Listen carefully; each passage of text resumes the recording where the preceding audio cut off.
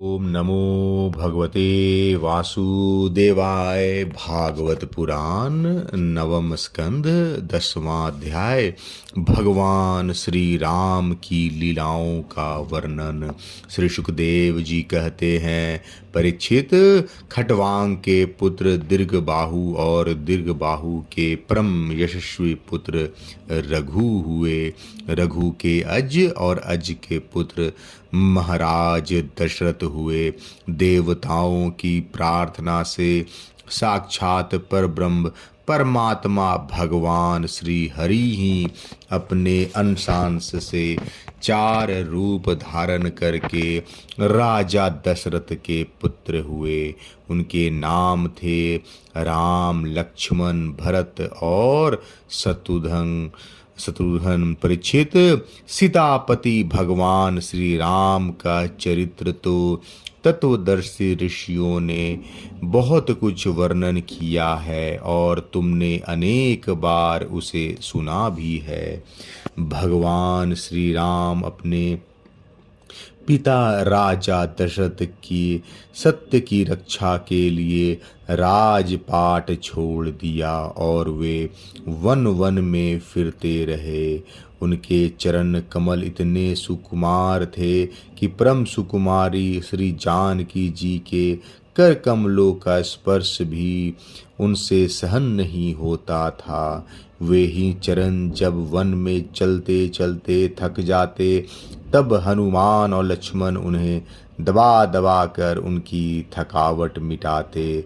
शूर्पणखा को नाक कान काट कर विरूप कर देने के कारण उन्हें अपनी प्रियतमा श्री जानकी जी का वियोग भी सहना पड़ा। इस वियोग के कारण क्रोध बस उनकी भौहें तन गई, जिन्हें देखकर समुद्र तक भयभीत हो गया। इसके बाद उन्होंने समुद्र पर पुल बांधा और लक्ष्मण और लंका में जाकर दुष्ट राक्षसों के जंगल को दवाग्नि के समान दग्ध कर दिया।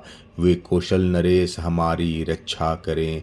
भगवान श्री राम ने विश्वामित्र के यज्ञ में लक्ष्मण के सामने ही मारीच आदि राक्षसों को मार डाला। वे सब बड़े बड़े राक्षसों की गिनती में थे। परीक्षित, जनकपुर में सीता जी का स्वयंवर हो रहा था। संसार के चुने हुए वीरों की सभा में भगवान शंकर का वह भयंकर धनुष रखा हुआ था। वह इतना भारी था कि 300 वीर बड़ी कठिनाई से उसे स्वयंवर सभा में ला सके थे। भगवान श्री राम ने उस धनुष को बात ही बात में उठाकर उस पर डोरी चढ़ा दी और खींचकर बीचों बीच से उसके 2 टुकड़े कर दिए। ठीक वैसे ही जैसे हाथी का बच्चा खेलते खेलते तोड़ डाले। भगवान ने जिन्हें अपने वक्षस्थल पर स्थान देकर सम्मानित किया है, वे श्री लक्ष्मी जी ही सीता के नाम से जनकपुर में अवतीर्ण हुई थी। वे गुण, शील, अवस्था, शरीर का गठन और सौंदर्य में सर्वथा भगवान श्री राम के अनुरूप थी। भगवान ने धनुष तोड़कर उन्हें प्राप्त कर लिया। अयोध्या को लौटते समय मार्ग में उन परशुराम जी से भेंट हुई, जिन्होंने 21 बार पृथ्वी को राजवंश के बीज से भी रहित कर दिया था। भगवान ने उनके बढ़े हुए गर्व को नष्ट कर दिया। इसके बाद पिता के वचन को सत्य करने के लिए उन्होंने वनवास स्वीकार किया। यद्यपि महाराज दशरथ ने अपनी पत्नी के अधीन होकर ही उसे वैसा वचन दिया था, फिर भी वे सत्य के बंधन में बंध गए थे। इसलिए भगवान ने अपने पिता की आज्ञा सिरोधार कर राज, लक्ष्मी, प्रेमी, हितैषी, मित्र और महलों को वैसे ही छोड़कर अपनी पत्नी के साथ यात्रा की, जैसे मुक्त संग योगी प्राणों को छोड़ देता है। वन में पहुंचकर भगवान ने राक्षस राज रावण की बहन शूर्पणखा को विरूप कर दिया, क्योंकि उसकी बुद्धि बहुत ही कलुषित काम वासना के कारण अशुद्ध थी। उसके पक्षपाती खर दूषण त्रिशरा आदि प्रधान प्रधान भाइयों को, जो संख्या में 14,000 थे, हाथ में महान धनुष लेकर भगवान श्री राम ने नष्ट कर डाला। और अनेक प्रकार की कठिनाइयों से परिपूर्ण वन में वे इधर उधर विचरते हुए निवास करते रहे। परीक्षित, जब रावण ने सीता जी के रूप गुण सौंदर्य आदि की बात सुनी तो उसका हृदय काम वासना से आतुर हो गया। उसने अद्भुत हरिण के वेश में मारीच को उनके पर्णकुटी के पास भेजा। वह धीरे धीरे भगवान को वहां से दूर ले गया। अंत में भगवान ने अपने वाण से उसे बात ही बात में वैसा ही मार डाला जैसे दक्ष प्रजापति को वीरभद्र ने मारा था। जब भगवान श्री राम जंगल से दूर निकल गए तब लक्ष्मण की अनुपस्थिति में नीच राक्षस रावण ने भेड़िए के समान विदेह नंदिनी सुकुमारी श्री सीता जी को हर लिया। तदंतर वे अपनी प्राण प्रिया सीता जी से बिछुड़कर अपने भाई लक्ष्मण के साथ वन वन में दीन की भांति घूमने लगे। और इस प्रकार उन्होंने यह शिक्षा दी, जो स्त्रियों में आसक्ति रखते हैं उनकी यही गति होती है। इसके बाद भगवान ने उस जटायु का दाह संस्कार किया, जिसके सारे कर्म बंधन भगवत सेवा रूप कर्म से पहले ही भस्म हो चुके थे। फिर भगवान ने कबंध का सहारा लिया और इसके अनंतर सुग्रीव आदि वानरों से मित्रता करके बाली का वध किया। तदंतर वानरों के द्वारा अपनी प्राण प्रिया का पता लगवाया। ब्रह्मा और शंकर जिनके चरणों की वंदना करते हैं, वे भगवान श्री राम मनुष्य की सी लीला करते हुए बंदरों के सेना के साथ समुद्र पर पहुँचे। वहाँ उपवास और प्रार्थना से जब समुद्र पर कोई प्रभाव न पड़ा, तब भगवान ने क्रोध की लीला करते हुए अपनी उग्र एवं टेढ़ी नजर समुद्र पर डाली। उसी समय समुद्र के बड़े बड़े मगर और कच्छे खलबला उठे। डर जाने के कारण समुद्र की सारी गर्जना शांत हो गई। तब समुद्र शरीरधारी बनकर अपने सिर पर बहुत सी भेंटें लेकर भगवान के चरण कमलों की शरण में आया और इस प्रकार कहने लगा, अनंत हम मूर्ख हैं, इसलिए आपके वास्तविक स्वरूप को नहीं जानते। जाने भी कैसे? आप समस्त जगत के एकमात्र स्वामी, आदि कारण एवं जगत के समस्त परिवर्तनों में एक रस रहने वाले हैं। आप समस्त गुणों के स्वामी हैं, इसलिए जब आप सत्वगुण को स्वीकार कर लेते हैं, तब देवताओं की रजोगुणों को स्वीकार कर लेते हैं, तब प्रजापतियों की और तमोगुण की स्वीकार कर लेते हैं, तब आपके क्रोध से रुद्रगण की उत्पत्ति होती है। वीर शिरोमणे, आप अपनी इच्छा के अनुसार मुझे पार कर जाइए और त्रिलोकी को रुलाने वाला विश्रवा के कुपुत्र रावण को मार कर अपनी पत्नी को फिर से प्राप्त कीजिए।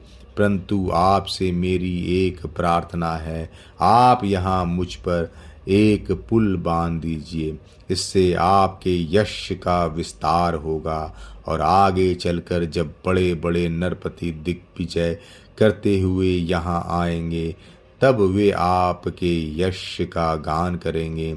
भगवान श्री राम जी ने अनेकानेक पर्वतों के शिखरों से समुद्र पर पुल बांधा। जब बड़े बड़े बंदर अपने हाथों से पर्वत उठा उठा कर लाते थे, तब उनके वृक्ष और बड़ी बड़ी चट्टानें थर थर कांपने लगती थी। इसके बाद विभीषण की सलाह से भगवान सुग्रीव, नील, हनुमान आदि प्रमुख वीरों और वानर सेना के साथ लंका में प्रवेश किया। वह तो श्री हनुमान जी के द्वारा पहले ही जलाई जा चुकी थी। उस समय वानर राज की सेना ने लंका के सैर करने और खेलने के स्थान, अन्न के गोदाम, खजाने, दरवाजे, फाटक, सभा भवन, छज्जे और पक्षियों के रहने के स्थान तक को घेर लिया। उन्होंने वहाँ के वेदी, ध्वजाएं, सोने के कलश और चौराहे तोड़ फोड़ डाले।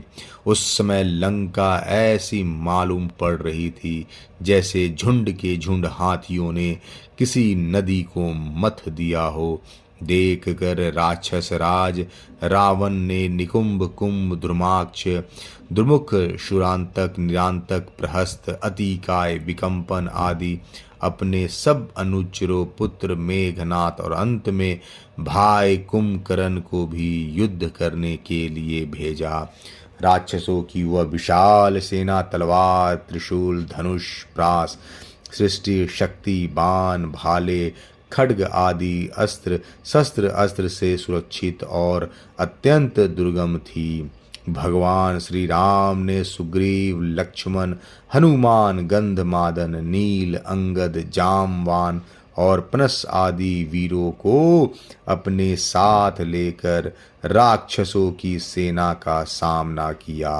रघुवंश शिरोमणि भगवान श्री राम के अरंग आदि सब सेनापति राक्षसों की चतुरंगनी सेना, हाथी, रथ, घुड़सवार और पैदलों के साथ द्वंद्व युद्ध की रीति से भिड़ गए और राक्षसों को वृक्ष, पर्वत, शिखर, गदा और वाणों से मारने लगे। उनका मारा जाना तो स्वाभाविक ही था, क्योंकि वे उसी रावण के अनुचर थे जिसका मंगल श्री सीता जी को स्पर्श करने के कारण पहले ही नष्ट हो चुका था। जब राक्षस राज रावण ने देखा कि मेरी सेना का तो नाश हुआ जा रहा है, तब वह क्रोध में भरकर पुष्पक विमान पर आरूढ़ हो भगवान श्री राम के सामने आया। उस समय इंद्र की सारथी माताली बड़े ही तेजस्वी दिव्य रथ लेकर आया और उस पर भगवान श्री राम जी विराजमान हुए। रावण अपनी तीखी बाणों से उन पर प्रहार करने लगा। भगवान श्री राम जी ने रावण से कहा, नीच राक्षस, तुम कुत्ते की तरह हमारी अनुपस्थिति में हमारी प्राण प्रिया पत्नी को हर लाए। तुमने दुष्टता की हद कर दी। तुम्हारे जैसा निर्लज्ज और निंदनीय और कौन होगा। जैसे काल को कोई टाल नहीं सकता, कर्तापन के अभिमानी को वह फल दिए बिना रह नहीं सकता, वैसे ही आज मैं तुम्हें तुम्हारी करनी का फल चखाता हूँ। इस प्रकार रावण को फटकारते हुए भगवान श्री राम ने अपने धनुष पर चढ़ाया हुआ वाण उस पर छोड़ा। उस वाण ने वज्र के समान उसके हृदय को विदीर्ण कर दिया। वह अपने 10 मुखों से खून उगलता हुआ विमान से गिर पड़ा। ठीक वैसे ही जैसे पुण्यात्मा लोग भोग समाप्त होने पर स्वर्ग से गिर पड़ते हैं, उस समय उसके पुरजन परिजन हाय हाय करके चिल्लाने लगे। तदंतर हजारों राक्षसियां मंदोदरी के साथ रोती हुई लंका से निकल पड़ी और रणभूमि में आई।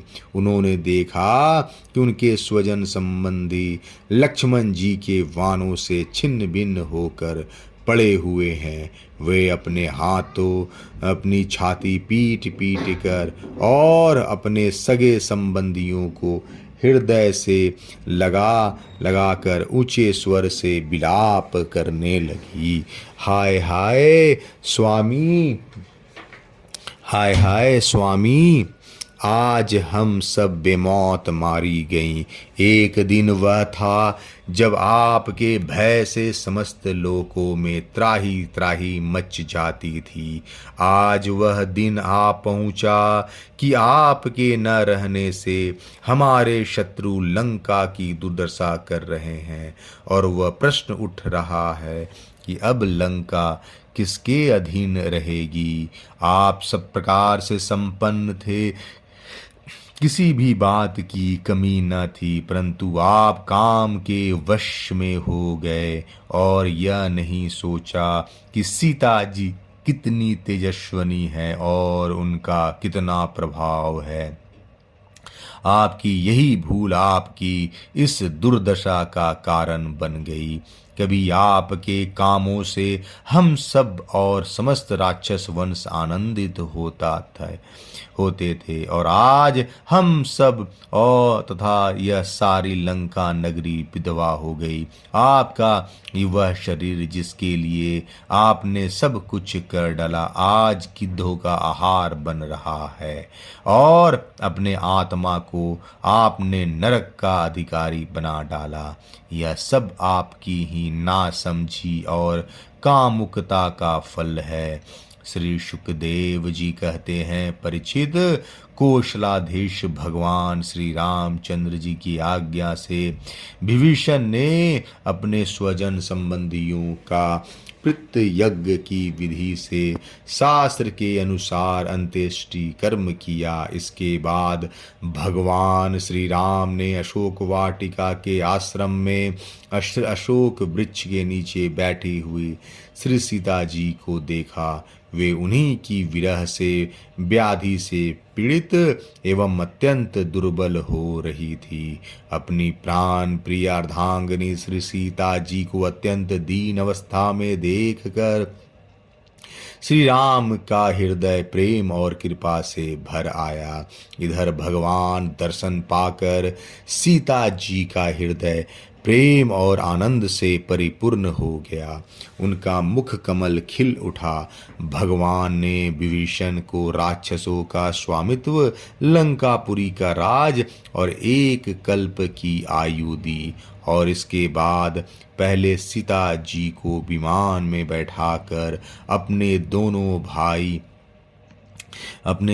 भाई लक्ष्मण एवं सुग्रीव एवं सेवक हनुमान जी के साथ स्वयं भी विमान पर सवार हुए। इस प्रकार 14 वर्ष का व्रत पूरा हो जाने पर उन्होंने अपने नगर की यात्रा की। उस समय मार्ग में ब्रह्मा आदि लोकपालगण उन पर बड़े प्रेम से पुष्पों की वर्षा कर रहे थे। इधर तो ब्रह्मा आदि बड़े आनंद से भगवान की लीलाओं का गान कर रहे थे, और उधर जब भगवान को यह मालूम हुआ कि भरत जी केवल गोमूत्र में पकाया हुआ जौ का दलिया खाते हैं, वल्कल पहनते हैं और पृथ्वी पर डाब बिछाकर सोते हैं, तब उन्होंने जटाएं बढ़ा रखी है। तब वे बहुत दुखी हुए। उनकी दशा का स्मरण कर परम करुणाशील भगवान का हृदय भर आया। जब भरत को मालूम हुआ कि मेरे बड़े भाई भगवान श्री राम जी आ रहे हैं, तब वे पूर्ववासी मंत्री और पुरोहितों के साथ लेकर एवं भगवान की पादुकाएं सिर पर रखकर उनकी आगवानी के लिए चले। जब भरत जी अपने रहने के स्थान नंदीग्राम से चले, तब लोग उनके साथ साथ मंगल गान करते बाजे बजाते चलने लगे।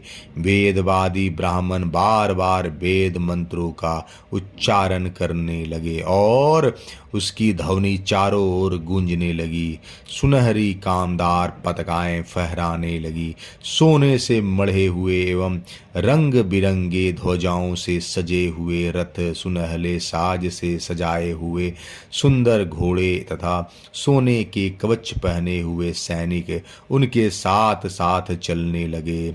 सेठ, साहूकार, श्रेष्ठ वारांगनाएं, पैदल चलने वाले सेवक और महाराजाओं के योग, छोटी बड़ी सभी वस्तुएं उनके साथ चल रही थी। भगवान को देखते ही प्रेम के उद्रेक से भरत जी का हृदय गदगद हो गया। नेत्रों से आंसू छलक आए। वे भगवान के चरणों पर गिर पड़े। उन्होंने प्रभु के सामने उनकी पादुकाएं रख दी और हाथ जोड़कर खड़े हो गए। नेत्रों से आंसू की धारा बहती जा रही थी। भगवान ने अपने दोनों हाथों से पकड़कर बहुत देर तक भरत को हृदय से लगाए रखा। भगवान के नेत्र जल से भरत जी का स्नान हो गया। इसके बाद सीता जी और लक्ष्मण जी के साथ भगवान श्री राम ने ब्राह्मण और पूजनीय गुरुजनों को नमस्कार किया तथा सारी प्रजा ने बड़े प्रेम से सिर झुकाकर भगवान के चरणों में प्रणाम किया। उस समय उत्तर कौशल देश की रहने वाली समस्त प्रजा अपने स्वामी भगवान को बहुत दिनों के बाद आए देख अपने दुपट्टे हिला हिलाकर पुष्पों की वर्षा करती हुई आनंद से नाचने लगी। भरत जी भगवान की पादुकाएं ली, विभीषण ने श्रेष्ठ चंवर, सुग्रीव ने पंखा और श्री हनुमान जी ने श्वेत छत्र ग्रहण किया। परीक्षित शत्रुघ्न जी ने धनुष और तरकस, सीता जी ने तीर्थों के जल से भरा कमंडलू, अंगद ने सोने के खड्ग और जामवंत ने ढाल ले ली। इन लोगों के साथ भगवान पुष्पक विमान पर विराजमान हो गए। चारों तरफ यथास्थान स्त्रियां बैठ गई, बंदी जन स्तुति करने लगे। उस समय पुष्पक विमान पर भगवान श्री राम की ऐसी शोभा हुई मानो ग्रहों के साथ चंद्रमा उदय हो रहे हो। इस प्रकार भगवान ने भाइयों का अभिनंदन स्वीकार करके उनके साथ अयोध्यापुरी में प्रवेश किया। उस समय वह पुरी आनंद उत्सव से परिपूर्ण हो रही थी। राजमहल में प्रवेश करके उन्होंने अपनी माता कौशल्या, अन्य माताओं और गुरुजनों, बराबर के मित्रों और छोटों का यथा योग सम्मान किया और उनके द्वारा किया हुआ सम्मान स्वीकार किया। श्री सीता जी और लक्ष्मण जी ने भी भगवान के साथ साथ सबके प्रति यथा योग व्यवहार किया। उस समय जैसे मृतक शरीर में प्राणों का संचार हो जाए, वैसे ही माताएं अपने पुत्रों के आगमन से हर्षित हो उठी। उन्होंने उनको अपनी गोद में बैठा लिया और अपने आंसुओं से उनका अभिषेक किया। उस समय उनका सारा शोक मिट गया। इसके बाद वशिष्ठ जी ने दूसरे गुरुजनों के साथ विधि पूर्वक भगवान की जटा उतरवाई और बृहस्पति ने जैसे इंद्र का अभिषेक किया था, वैसे ही चारों समुद्रों के जल आदि से उनका अभिषेक किया। इस प्रकार सिर से स्नान करके भगवान श्री राम ने सुंदर वस्त्र, पुष्पमालाएं और अलंकार धारण किए। सभी भाइयों और श्री जानकी जी ने भी सुंदर सुंदर वस्त्र और अलंकार धारण किए।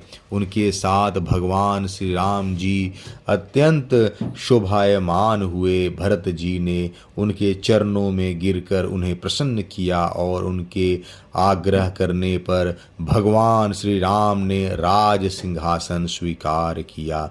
इसके बाद वे अपने अपने धर्म में तत्पर तथा वर्णाश्रम के आचार को निभाने वाली प्रजा का पिता के समान पालन करने लगे।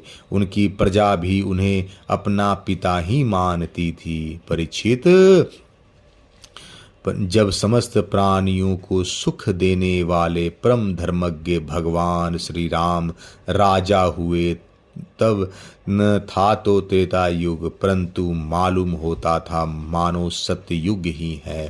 परीक्षित, उस समय वन, नदी, पर्वत, वर्ष, द्वीप और समुद्र सब के सब प्रजा के लिए कामधेनु के समान कामनाओं को पूर्ण करने वाले बन रहे थे। इंद्रियातीत भगवान श्री राम के राज्य करते समय किसी को मानसिक चिंता या शारीरिक रोग नहीं होते थे। बुढ़ापा, दुर्बलता, दुख, शोक, भय और थकावट नाम मात्र के लिए भी नहीं थे। यहाँ तक कि जो मरना नहीं चाहते थे उनकी मृत्यु भी नहीं होती थी। भगवान श्री राम ने एक पत्नी व्रत धारण कर रखा था। उनके चरित्र अत्यंत पवित्र एवं राज ऋषियों से थे। वे गृहस्थोचित स्वधर्म की शिक्षा देने के लिए स्वयं उस धर्म का आचरण करते थे। सती शिरोमणि श्री सीता जी अपने पति के हृदय का भाव जानती रहती।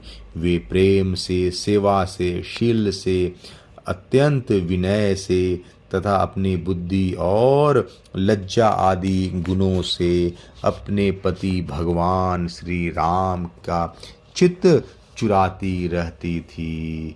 10वां अध्याय समाप्त। जय श्री कृष्ण। जय श्री राम।